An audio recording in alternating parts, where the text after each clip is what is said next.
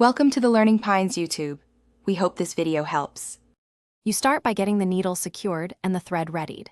First, confirm the needle is fully seated with the flat side facing the correct direction. This matters for the thread or hook to catch. Once done, raise the presser foot and pull the thread through to about 2-3 inches so you have a tidy, manageable tail. Make sure the thread passes through any tension discs you normally use. That keeps tension consistent. Now move the threader into position and prepare to engage the mechanism. Once the machine's threader is aligned, guide the thread into the tiny hook or slot as instructed by your machine model. Press or lower the automatic lever steadily, not suddenly, so the thin wire loop swings through the needle eye. You'll feel slight resistance. That means the hook is engaged. After it goes through, pull the loop back toward you to carry the thread through the eye. Make sure to hold the thread tail so it doesn't slip free, then pull the longer end fully through to the back.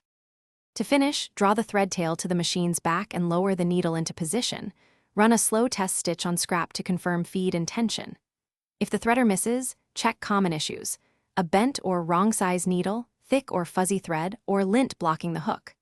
Once identified, replace the needle, trim or change thread, and blow out lint. For persistent failure, clean the threader mechanism and try again. A small bend or dirt is often the culprit. Thanks for watching. Consider subscribing if we helped you.